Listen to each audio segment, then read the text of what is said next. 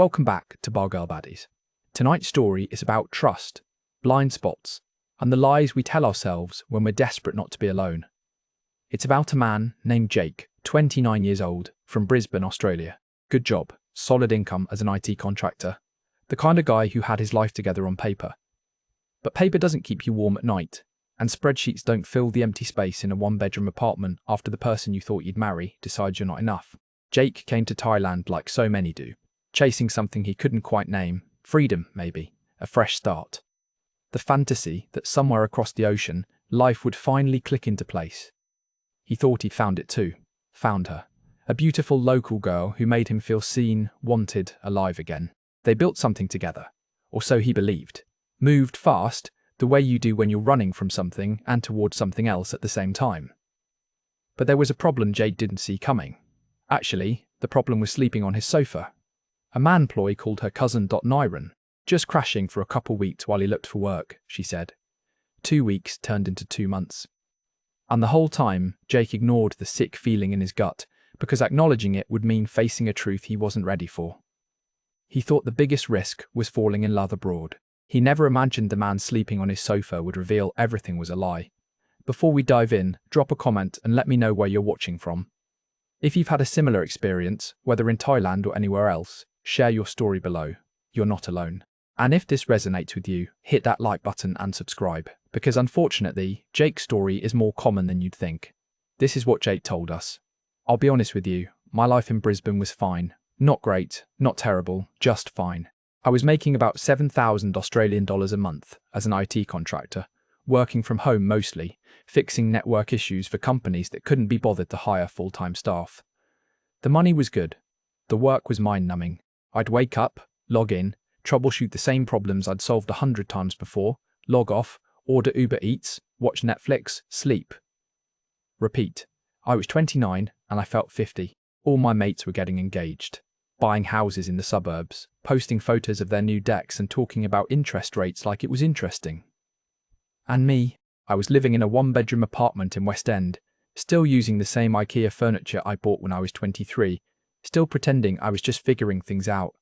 Then there was Emily. We'd been together 4 years. I thought we were solid, you know, making plans, talking about maybe getting a place together, nothing official but heading that way. Then one Thursday night, middle of winter, she sits me down and tells me she's been seeing someone else, a bloke from her CrossFit gym.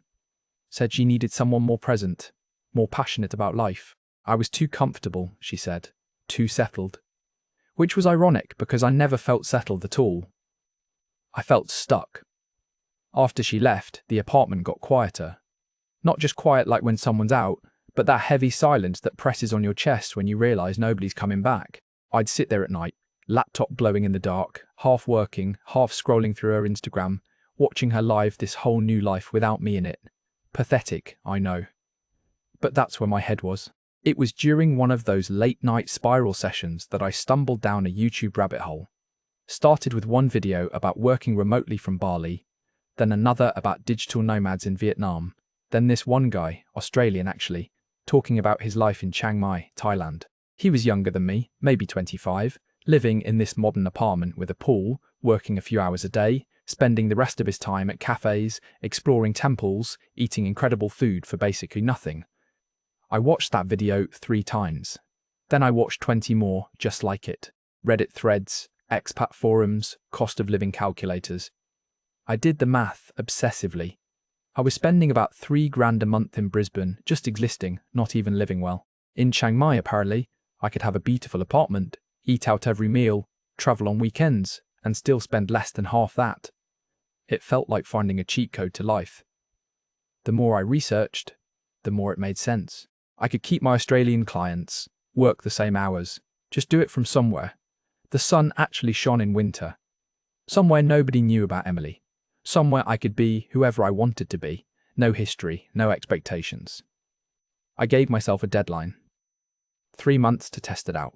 Worst case, I'd lose a bit of money and come home. Best case, I'd find what I was looking for, whatever that was.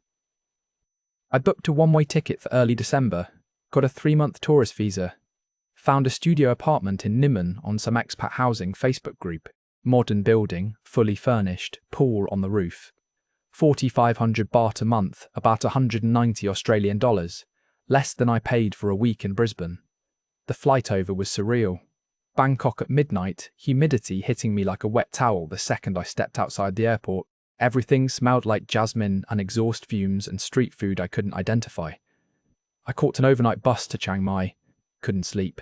Just stared out the window at the dark countryside rushing past, feeling like I was shedding my old life with every kilometre. Chiang Mai itself was perfect, in that way places are when you first arrive, and everything's still shiny with novelty.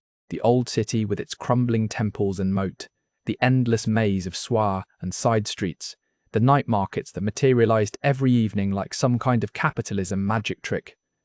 My apartment was exactly like the photos, which felt like a small miracle. Clean, air-conditioned, fast Wi-Fi, everything I needed. I fell into a routine pretty quickly. Mornings, I'd work from a co-working space downtown, not because I needed to, but because sitting alone in an apartment in a foreign country felt too much like Brisbane. The space was full of other expats and digital nomads, mostly guys like me, some younger backpacker types, a few older blokes who'd clearly been in Thailand a while and had that permanent sunburn and relaxed slouch of people who'd given up on whatever they'd left behind. Afternoons, I'd explore. Found this little cafe near the university that did proper flat whites, run by a Thai woman who'd lived in Melbourne for 10 years. I'd sit there with my laptop, pretending to work, mostly just watching the city move around me. Motorbikes weaving through traffic, school kids in uniforms laughing in packs, old ladies selling fruit from carts, the whole chaotic, beautiful mess of it. I wasn't looking for anything, I swear. Not a relationship, definitely not love. I was still licking my wounds from Emily, still figuring out who I was without her. But that's usually when it happens, isn't it? When you're not looking. It was about 3 weeks in. I'd gone to the Saturday night market near Maya Mall, just wandering, eating grilled meat on sticks, looking at the knockoff designer stuff and handmade jewellery. That's where I saw her. Ploy. She was working at a smoothie stall, one of those bright-coloured setups with fresh fruit piled high. She had this smile that made you feel like you'd already made her day just by existing. I ordered a mango smoothie, probably butchered the pronunciation. She laughed, but not in a mean way, more like she was delighted by my attempt. We got talking, the way you do. Where you from? How long you here? You like Thailand? Basic stuff. Her English was decent, better than my Thai, which was basically non-existent. She asked me what Brisbane was like. I told her hot and expensive. She said Chiang Mai was hot and cheap. We both laughed. After that, I started going back to that market every week, always stopping at her stall. She'd save me extra mango, the good ripe pieces, wave off my money sometimes. We'd chat during the slow periods, her leaning on the counter, me standing there like an idiot with a smoothie, both of us finding reasons to stretch the conversation out longer. Our first real date happened almost by accident. I mentioned I'd never been to a proper Thai temple festival, only the tourist ones. Her eyes lit up. She said there was one happening that weekend in her neighbourhood, asked if I wanted to go.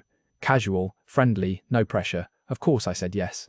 She picked me up on her motorbike, this little beat-up Honda that sounded like it was held together by prayers. I climbed on the back, held onto her waist, and we weaved through the city to this temple complex I'd never have found on my own. It was packed with locals, families and old people and kids running around. Nobody speaking English, just pure Thai community life. There were food stalls and traditional dancers and monks giving blessings. Ploy explained everything to me, translating bits and pieces, laughing when I did something culturally wrong, gently correcting me. She introduced me to her friends, showed me how to properly waiter the monks, bought me this coconut ice cream that tasted better than anything I'd had in my life. I felt like I was seeing the real Thailand, not the tourist version. I felt like I was seeing her, really seeing her, and she was seeing me too. After that night, we were texting constantly. When I went up to Pai for a long weekend with some guys from the co-working space, she sent me voice messages, asking about the waterfalls, the views, saying she missed our conversations. I missed her too. Properly missed her. In that nervous, excited way you haven't felt since you were a teenager. By the 8th week, I'd been in Chiang Mai. She was staying at my place most nights. It happened gradually, naturally. One night turned into 2, then she had a toothbrush in my bathroom, then half her clothes were in my closet. We'd cooked together. Bad attempts at Thai food that she'd laugh at, teaching me the right way to balance fish sauce and lime. We'd watch movies with subtitles. We'd talk about our lives, our dreams. what we wanted from the future. She told me about her family, parents back in Isan, the northeast region, farmers who worked rice paddies and barely scraped by. She'd come to Chiang Mai at 18 to find work, sent money home every month. She had a younger sister, Noi, still in school here in the city, living with an aunt. Ploy was supporting her education, making sure she didn't end up stuck in some rural village with no options. That got to me, I'll be honest. Here was this girl, 26 years old, working a smoothie stall at a night market, carrying her entire family on her shoulders, and she never complained, never asked for anything. It made my problems feel small and self-indulgent, made me want to help, so I started small at first. Offered to cover Noi's school fees for a few months, about 5,000 baht, maybe 200 Australian dollars. Nothing to me, everything to them. Ploy cried when I offered, said I didn't have to, but I insisted. It felt good to do something that mattered, you know? To be useful to someone, not just another contractor fixing someone's email problems. Looking back now, I can see the signs I missed. The way she was vague about her past relationships, just saying she'd dated a few foreigners but nothing serious, nothing that worked out. The way she'd get quiet sometimes when I asked questions about her life before we met. The way she'd glance at her phone and her expression would change, just for a second, before she'd smile and put it away. But I didn't want to see those things. I wanted to believe I'd found something real. Someone who saw me for who I was, not what I could provide. Someone who made me feel alive again, after months of feeling like a ghost in my own life. The Chiang Mai sunset looked different with her next to me. The food tasted better. Even the traffic and the heat and the language barrier felt like adventures instead of obstacles. I was falling in love, or what I thought was love. And in that golden haze of new relationship energy, in the magic of being young and abroad and free from your old life, I convinced myself I'd finally figured it out. I'd finally found what I was looking for. I had no idea what was coming. No idea that the man sleeping on my sofa 2 months later would shatter everything I thought I knew. But that comes later. For now, I was happy. For the first time in a long time, I was genuinely, stupidly, completely happy. 3 months into my Chiang Mai adventure, I extended my visa. Simple choice, really. My Australian clients were happy, I was making the same money, and I had Ploy. She'd basically moved in at that point, though we never officially discussed it. Her stuff just accumulated in my apartment, until one day I realised she hadn't slept at her own place in 2 weeks. I loved it, having her there. Coming home to someone, cooking dinner together, falling asleep with her hair spread across my chest. It felt like building something real. Like I'd finally graduated from that sad, lonely contractor existence into actual adult life. Just took flying halfway across the world to find it. That's when she mentioned Niran. We were at a food court near the old city, plastic chairs and fluorescent lights, eating khao soi from metal bowls. She brought it up casually, like it was nothing. Said her cousin was coming up from Bangkok, needed a place to crash for a bit while he looked for work in Chiang Mai. Just a couple weeks, she said. He was good guy, very respectful, wouldn't be any trouble. I didn't think much of it. Family's important in Thai culture, everyone knows that. I'd crash on my cousin's couch if I needed to. Plus our apartment had a decent sofa, and honestly, having another bloke around didn't sound terrible. Most of my expat mates from the co-working space had either gone back home or moved on to Vietnam or Bali. I'd been spending most of my time with Ploy, which was great, but sometimes you miss just hanging with the boys, you know? Niran showed up on a Thursday afternoon. Early 30s, I'd guess, lean and tanned in that way. Thai guys get from working outside. Friendly smile, decent English, firm handshake. He called me brother right away, thanked me repeatedly for letting him stay, said he'd find work fast and be out of my hair in no time. Ploy seemed genuinely happy to see him, hugged him tight, spoke rapid Thai. I couldn't follow. They had that easy familiarity you have with family, inside jokes and shared references. He dumped his bag by the sofa, she made him tea, and just like that we were 3. The first week was fine actually. Niran kept to himself mostly, was out all day, supposedly job hunting, came back in the evening, ate whatever Ploy cooked, watched Thai dramas on his phone with earbuds in. Respectful of our space, always knocked before coming into the bedroom, did his own dishes. Model houseguest really. He even helped out with small stuff. Fixed my bathroom tap when it started dripping, showed me a shortcut through the Swa to avoid morning traffic, recommended this little restaurant that did the best Gaeng Kao Wan I'd ever had. We'd have a beer together sometimes in the evening, him practicing English, me asking about Bangkok, both of us bonding over how bloody hot it got in the afternoon. 2 weeks came and went. Nairan was still on my sofa. When I mentioned it to Ploy, gentle-like, she said he'd had a few interviews, just waiting to hear back, any day now. I believed her. Why wouldn't I? Then it was a month, then 6 weeks. That's when things started feeling off. Nothing dramatic, just small shifts that accumulated like sediment at the bottom of a river. The way Ploy and Niran would be talking in Thai, laughing at something, and go quiet when I entered the room. The way they seemed to communicate without words sometimes, just looks and nods that spoke volumes I couldn't translate. Ploy started needing more money. First, it was her sister Noi, needed supplies for some school project, about 3,000 baht. Then her mum back in Isan, water buffalo, got sick, needed a vet, another 5,000. Then Noi's school fees went up unexpectedly, needed an extra 7,000 to cover the term. Each request came with apologies, with promises she'd pay me back, with tears sometimes when I'd brush it off and say it was fine. And it was fine, on paper. I was still spending less in Thailand than I would have in Brisbane. 15,000 baht here and there, maybe 600 Australian dollars, felt like nothing compared to what I used to drop on rent alone. Plus, I loved being able to help. Made me feel useful, needed, like I was making a real difference in her family's life. But the requests kept coming. Her father needed medicine, her aunt needed repairs to her roof, Noi needed a new phone for school, on and on. I started keeping track in a notes app on my phone, not because I wanted the money back, but because I was curious. After 2 months of Niran living with us, I'd given Ploy about 40,000 baht, roughly 1,700 Australian dollars, for emergencies and family support. Still didn't seem like much. Not really. Not when you factored in everything else she gave me, but it itched at the back of my mind, a splinter I couldn't quite dig out. Other things started bothering me too. The way Ploy's phone was suddenly always face down, password protected, when it used to just sit on the counter unlocked. The way she'd go out with Niran sometimes, to handle family business, and come back hours later smelling like street food and cigarettes, vague about where they'd been. When I asked questions, she'd get defensive. Why you not trust me? He's my cousin, we grew up together, you think something bad. You're being like jealous Western boyfriend, always suspicious, cannot understand Thai family. And I'd back down because maybe she was right. Maybe I was being that guy, the insecure foreigner who can't handle cultural differences. Niran never seemed to actually job hunt. I worked from home most days, and he'd sleep in until 10, 11 in the morning, shuffle around in his shorts, make instant noodles, watch videos on his phone. When I'd ask how the job search was going, he'd nod enthusiastically, say he had something promising lined up, just waiting for confirmation, very soon now. But I never saw him dressed for an interview. Never saw him on his laptop updating a resume. He didn't seem stressed about money or rushed to leave. He seemed comfortable. Too comfortable. The worst part was how familiar he and Ploy were. I'd noticed little things. The way she'd make his coffee without asking how he liked it, just automatically adding the right amount of sugar.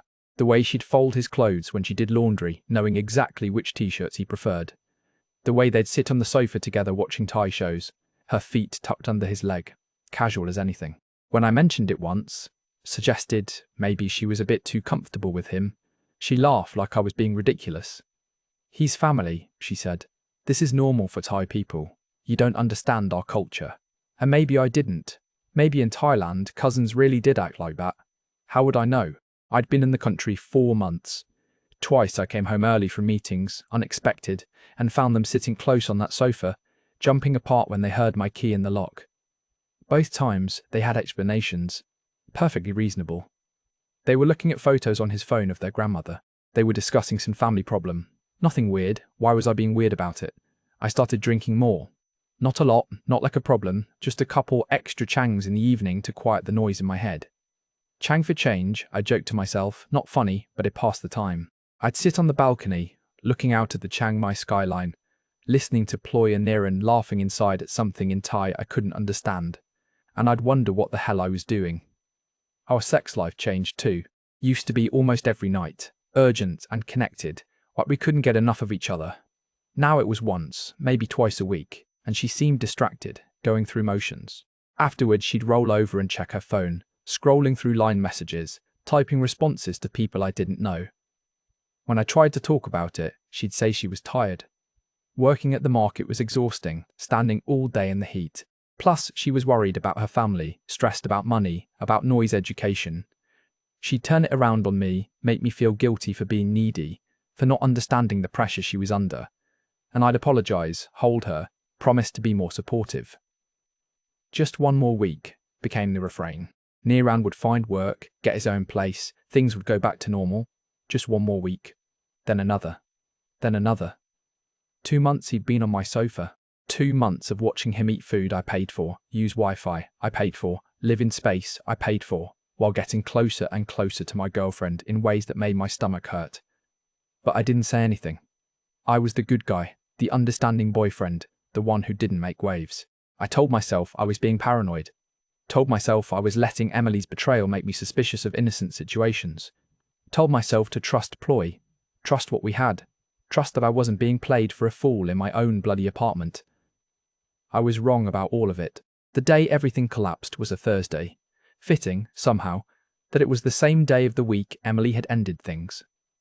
Like the universe had a sense of irony. I had a client meeting scheduled for 2 in the afternoon. Video call with a company in Sydney about their network migration. Meeting got cancelled last minute, some emergency on their end. They'd reschedule. I sent a quick message to Ploy saying I was heading home early, but my phone died before it sent. Didn't think anything of it. I took a Songthaeyu back to my apartment building, climbed the 3 flights of stairs, humidity making my shirt stick to my back. Unlocked my door, stepped inside to the blast of air conditioning, called out that I was home. No response. But I heard something from the bedroom. Laughter, muffled, then silence, sudden and absolute. My body knew before my brain caught up. That sick dropping feeling in your stomach, adrenaline dumping into your bloodstream, everything going sharp and slow at the same time. I walked down the short hallway, each step feeling like wading through water. Reached my bedroom door. It was closed, which was weird. We never closed it during the day. I opened it. Ploy and Niran were in my bed. Not sleeping, not talking, not looking at photos of their grandmother. They were tangled together. Her on top of him, both of them naked, frozen mid-movement, like someone had pressed pause on a movie. For a second, nobody moved. We all just existed in that horrible tableau, reality refusing to load properly. Then everything happened at once. Niran scrambled for his clothes, saying something in Thai. Rapid fire. Panicked. Ploy grabbed the sheet, covered herself, started crying immediately. Not quiet tears, loud sobbing, the kind that's meant to be heard. I just stood there in the doorway, watching, feeling like I was looking at my life through glass. It's not what it looks like, Ploy said, the oldest lie in the book, and she actually said it with a straight face. I laughed. Not because it was funny, but because what else do you do when the person you love insults your intelligence that badly? I asked what it looked like then, since apparently I was seeing it wrong. That's when the truth started spilling out, fast and desperate. Niran wasn't her cousin, obviously. He was her boyfriend, had been for 3 years. They had an apartment together across town, in the cheaper part of Chiang Mai, where rent was 6,000 baht a month, and you shared bathroom facilities with 3 other units. Together, working their jobs, she at the night market, him doing construction when he could get it, they made maybe 30,000 baht a month. About 1,200 Australian dollars. Enough to survive, barely, not enough to save, not enough to get ahead. I was the solution. The foreigner with money. The sponsor. The ATM machine with feelings. Every single thing had been calculated. Meeting me at the market, happening to be there every Saturday when I showed up. The temple festival. Borrowed motorbike from a friend specifically for that authentic local girl experience. Moving in with me while keeping her real apartment across town. The family emergencies, every single one of them, lies. The 5,000 baht a month for Noy's school. Noy wasn't even in school anymore. She'd graduated 2 years ago, worked at a salon now. That money went to their rent. The 15,000 for her mother's emergency. They bought a new motorbike for Niran. The water buffalo, the medicine, the roof repairs, all of it fiction. Well-crafted fiction that played on my desire to be a good person, to help, to matter. Niran finally got his shirt on, spoke for the first time. His English was suddenly much better than I'd thought. You knew what this was, he said, matter of fact, like we were discussing the weather. You think you special? Your ATM, same as before. Same as the Australian guy before you. Same as the German guy before him. I'd been one of three. A rotation. Business model. The argument that followed was ugly. Me yelling, Ploy crying and yelling back, Neron standing there with this smirk like he found the whole thing amusing. I told them to get out, pack their shit and get out now. Ploy switched languages between Thai and English, 1 second begging forgiveness, the next defending herself in rapid Thai to Neron, coordinating their exit strategy. She packed fast, professional. The jewellery I'd bought her, the nice clothes, the phone I'd given her when hers broke, all of it went into her bag. Neron grabbed the gaming console I'd let him borrow, my good headphones, even some protein powder from my kitchen cabinet. They were looting me on the way out. You knew, Ploy said again at the door, her face hard now, businesslike, all the sweetness gone. Her English was perfect suddenly, no more cute broken phrases. You knew what you were paying for. Don't act surprised. Then they were gone. 45 minutes from discovery to departure, and they left barely a trace. Just their smell in the apartment, coconut shampoo and cigarette smoke. Just the sheets on the sofa bunched up where Neron had been sleeping. Just the indentation in my mattress where they'd been fucking while I paid for everything. I walked through the apartment in a daze, taking inventory. Missing were my laptop charger, my nice headphones, about 10,000 baht I kept in an envelope for emergencies, and apparently every shred of dignity I'd brought with me to Thailand. The sofa looked obscene now, knowing what had happened on it. The sheets were still there, wrinkled and stained, the cushions permanently dented from 2 months of Neron's weight. Empty Chang bottles from that morning sat on the coffee table. Evidence of breakfast, of normalcy, of them playing house while I worked 10 feet away, completely oblivious. I sat on the floor, back against the wall, and tried to process what had just happened. My phone was still dead. The air conditioning hummed. Outside, Chiang Mai continued on, oblivious. Motorbikes buzzed past, someone was cooking something that smelled incredible, a dog barked in the distance, and I was alone, again, in a foreign country, in an apartment that suddenly felt like a crime scene. Everything one thought I knew about the last 4 months had been a lie. Every smile, every touch, every "I love you," calculated. Ploy wasn't the struggling local girl I'd rescued. She was an entrepreneur, and I'd been her latest investment. The worst part wasn't the money. I'd earned it back in a month. The worst part was knowing one had been expendable, replaceable. Just another stupid foreigner who thought he was different, thought he'd found something real, thought his love story would be the exception. I'd been so desperate not to be alone that I'd ignored every warning sign, every red flag, every moment my gut screamed that something was wrong. I'd chosen the comfortable lie over the uncomfortable truth. And now I was sitting on the floor of an apartment in Thailand, covered in sweat and shame, wondering how the hell I'd gotten here. The first 48 hours I didn't leave the apartment. Couldn't really. Every time I thought about going outside, facing the world, my chest would tighten and I'd feel sick. So I just stayed inside with the air conditioning on full blast, ordering food delivery, not answering messages, existing in this weird liminal space between anger and numbness. I kept replaying everything in my head, every conversation, every moment, looking for the signs I'd missed. They were everywhere, of course. Glaringly obvious in hindsight. The way Ploy always wanted cash instead of transfers, so there'd be no paper trail. The way she'd steer conversations away from meeting her parents, always some excuse about them being too busy with farm work. The way Neron never once showed me a job listing he was applying for, never asked me for advice about his resume, never did any of the things someone actually looking for work would do. I'd been so blind. Or maybe I'd chosen to be blind. There's a difference between not seeing something and refusing to look at it. On the second day, when I finally charged my phone, I had messages from Ploy. 5 of them, sent the night after she left. They started apologetic, saying she was sorry, she never meant to hurt me. Things just happened. By the 5th message, the tone had changed. She said I was overreacting, that I'd known what the situation was, that foreign men and Thai women had arrangements all the time, and I was being naive if I thought ours was different. I didn't respond. What was there to say? Instead, I did something I should have done months ago. I looked at her Facebook properly. Really looked at it, not just the curated version she'd shown me. She'd never blocked me.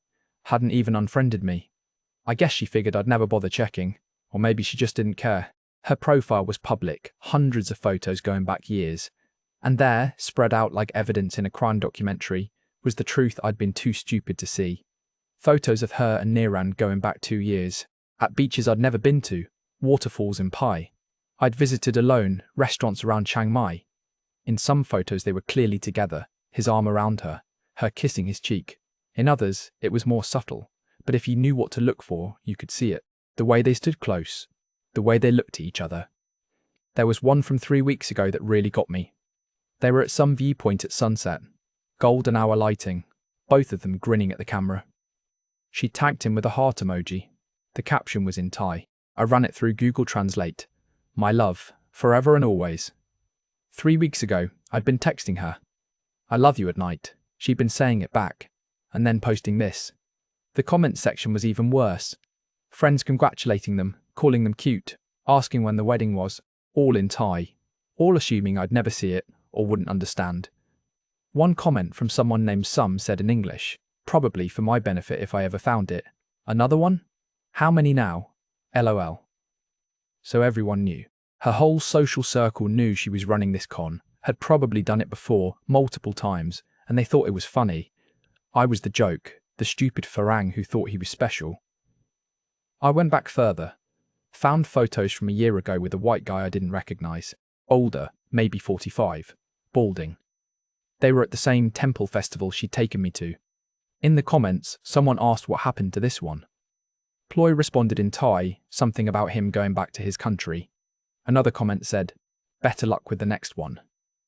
I felt sick, physically ill, had to run to the bathroom and dry heave over the toilet, nothing coming up because I hadn't eaten anything substantial in 2 days. When I finally left the apartment on day 3, I went to the co-working space, needed to work, needed the distraction, needed to be around people even if I didn't want to talk. Set up at my usual spot by the window, opened my laptop, tried to focus on a project deadline. Marcus, this British guy I'd chatted with a few times, came over with his coffee, asked where I'd been, said he hadn't seen me in a while. I kept it vague, said I'd been busy. He nodded, sat down across from me, and then said something that made my stomach drop. Mate, he said, about your girlfriend and her cousin, we need to talk. Turns out everyone at the co-working space had known something was off. Not all the details, but enough. They'd seen Ploy and Niran around Niman together, before I'd even met her. Seen them at restaurants, on a motorbike together, clearly a couple. When I started showing up with her months later, some of them had assumed I knew the score, that I was fine with it, that it was one of those arrangements some expats have. Marcus had wanted to say something, he claimed, but didn't know how. Didn't want to assume. Didn't want to cause drama. Figured if I was okay with it, then it wasn't his business. The others had felt the same. So they'd said nothing and watched me parade around with my girlfriend and her supposed cousin, never mentioning they'd seen them together long before I arrived. I thanked him for telling me, said I appreciated it, didn't mean it. I was furious. At them for not warning me, and myself for being the kind of person people assumed would be okay with being used, at the whole expat culture that made this kind of thing so normalised nobody bothered to speak up. I left the co-working space and never went back. That night, I did the math. Really added it up, every baht I'd spent on Ploy and Niran over 6 months. Rent I'd covered when she started staying over. The family emergency money, 40,000 baht. Gifts, jewellery, clothes, probably another 30,000. Meals, trips, the motorbike rental for our weekend in Pai. Random shopping, another 40,000. Niran's food and beer and general existence for 2 months, at least 20,000. The laptop charger and headphones they'd stolen, another 5,000, came out to about 135,000 baht, roughly 5,600 Australian dollars. Add in the emotional toll, the time wasted, the damage to my ability to trust people, and the real cost was much higher. But even as I calculated it, I knew the money didn't matter. I'd spent more than that on my last car. I'd make it back in a month of work. What hurt was feeling stupid. Feeling like I'd been marked as an easy target and they'd been right. Feeling like everyone around me had known I was being played and nobody respected me enough to say something. I couldn't sleep. When I tried, I'd see Ploy's face, the way she'd looked at me the first time we met. All warmth and innocence. Then I'd see her face as she left, cold and businesslike, the mask finally off. The cognitive dissonance was crushing. Which version had been real? Or had both been performances? Different acts for different stages of the con? I started stress eating at 3 in the morning. Mama noodles, The cheap, instant kind Niran used to make, standing at my kitchen counter in the dark, slurping them down even though they tasted like chemicals and regret. I'd lost weight since coming to Thailand, but now I was gaining it back, bloated and miserable. Had panic attacks too. First time it happened, I thought I was having a heart attack. Chest tight, couldn't breathe, sweating even in the air conditioning, convinced I was dying. Looked it up online, recognized the symptoms. Anxiety. My body finally processing what my brain couldn't handle. I thought about leaving. Looked at flights back to Brisbane almost daily. Could have been home in 24 hours, back to my old apartment, my old clients, my old life. Start over, pretend Thailand never happened, bury the whole experience under work and routine and time. But I couldn't do it. Pride wouldn't let me. If I left now, slunk back to Australia with my tail between my legs, then they'd won completely. I'd be the guy who got scammed and ran away. I'd be proving right everyone who'd ever said I was naive, soft, easy to manipulate. Plus, there was this stubborn part of me that refused to let Ploy and Niran ruin Thailand for me. This was a beautiful country. Most people here were genuinely kind. I'd met locals and expats who'd been nothing but helpful and honest. Writing off an entire country because two people were con artists seemed wrong, seemed like letting bitterness win, so I stayed. Found a new apartment in a different part of town, smaller but nicer, somewhere without memories. Started building a new routine. Joined a gym, started running in Huaycayu Arboretum in the mornings, trying to sweat out the anger and shame. Made new friends too, more carefully this time. Met people through a language exchange group. Thai people actually interested in cultural exchange, not financial extraction. Met other expats who'd been in Thailand years, who had real relationships, who understood the complexities without judgment. Slowly, over months, things started making sense. Not the kind of sense where everything's okay, but the kind where you understand your own role in what happened. I'd come to Thailand running from loneliness. That was the core of it. I'd been so desperate not to feel alone anymore that I'd rushed into a relationship with someone I barely knew, in a place I didn't understand, and I'd ignored every warning sign because acknowledging them meant being alone again. I'd also, and this was hard to admit, wanted to be the hero. The good guy who helps the struggling Thai girl and her family. It fed my ego, made me feel important, necessary. I'd confused financial power with genuine connection. Thought my money made me valuable, made me different from other foreigners. But Ploy hadn't needed saving. She was smarter than me, better at reading people, running a sophisticated operation that had probably funded her life for years. I hadn't rescued her. I'd been a customer who thought he was a boyfriend. The cultural angle was complicated. Yes, economic disparity between Thailand and Western countries creates situations where local people see foreigners as opportunities. But that doesn't excuse lying and manipulation, and it doesn't excuse me refusing to see what was obvious, because I'd romanticized the idea of the simple Thai girl who needed my help. We'd both used each other. She used me for money. I used her for companionship and ego validation. The difference was she knew what she was doing. I'd convinced myself it was love. What still stung, months later, wasn't the money.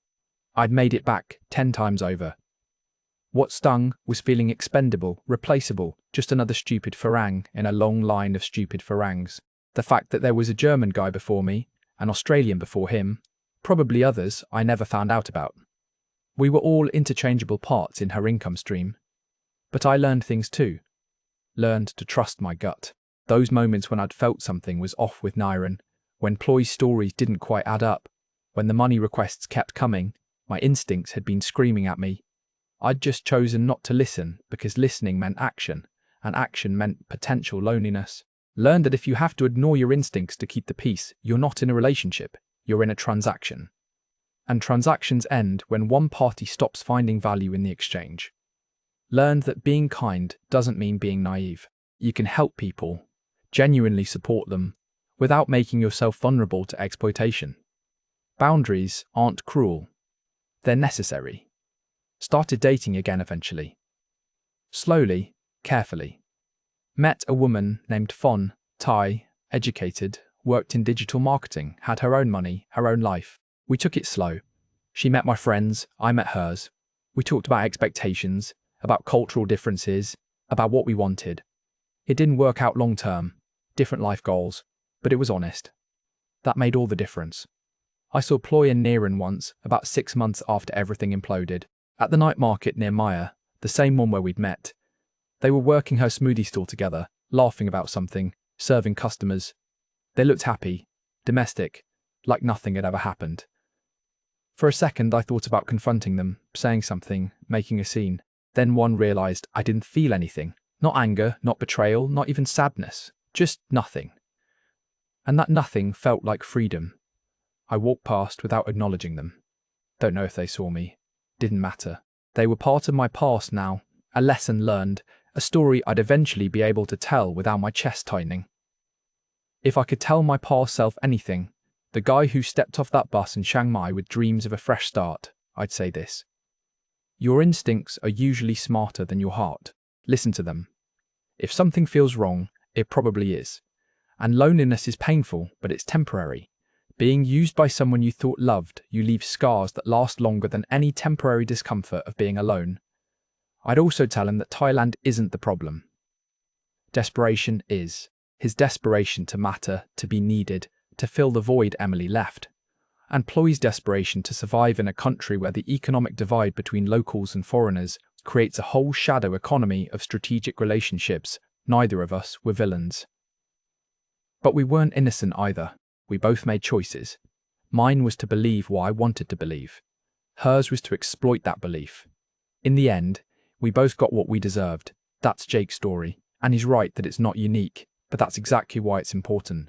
Every week in cities across Thailand, men like Jake arrive looking for something they lost at home. Connection, purpose, validation, escape. And every week, people like Ploy identify them, provide what they're looking for, and extract payment for the service. It's not always malicious. Sometimes it's just survival economics playing out in real time. But that doesn't make it less painful when you're the one realizing you were never as special as you thought. The signs were there. The cousin who never left, who behaved more like a boyfriend than family, the vague family emergencies that always required cash, the phone that went from open to locked, the way they communicated in a language he couldn't understand, creating a barrier he'd never cross. The gut feeling he kept pushing down, because acknowledging it meant blowing up the fantasy he'd built. If you're watching this in a similar situation right now, wherever you are in the world, pause and ask yourself this. What would you tell a friend in your position? If your mate came to you with this story, this relationship that requires constant financial input, these explanations that don't quite add up, this feeling that something's wrong even though you can't prove it, what would you say? You'd tell him to trust his gut. You'd tell him that love shouldn't require this much mental gymnastics to justify. You'd tell him that if he's constantly making excuses for someone's behaviour, he already knows the truth. So why is it so hard to give ourselves that same advice? Because loneliness is powerful. Because the fantasy of being loved is more comfortable than the reality of being used. Because admitting you were wrong means admitting you wasted time, money, emotion on something that was never real. But here's the thing Jake learned, and maybe it'll help someone out there. The time wasn't wasted. The money will come back. And the emotional investment, as painful as it is to lose, taught him things about himself he needed to know. About his vulnerabilities, his blind spots, his desperate need to be needed. That knowledge is worth more than the 5,600 Australian dollars Poi took from him, though I'm sure some days it doesn't feel that way. The cousin on the sofa wasn't the problem. The problem was Jake already knew the truth and chose not to see it. Because seeing it meant being alone again, and he'd been alone enough. Until next time, stay safe out there, and remember, trust your gut. It's usually smarter than your heart. Thanks for watching Bargirl Baddies. If this story resonated with you, hit that like button and subscribe. Drop a comment below if you've experienced something similar, whether in Thailand or anywhere else. You're not alone. And sometimes, just knowing other people understand makes all the difference.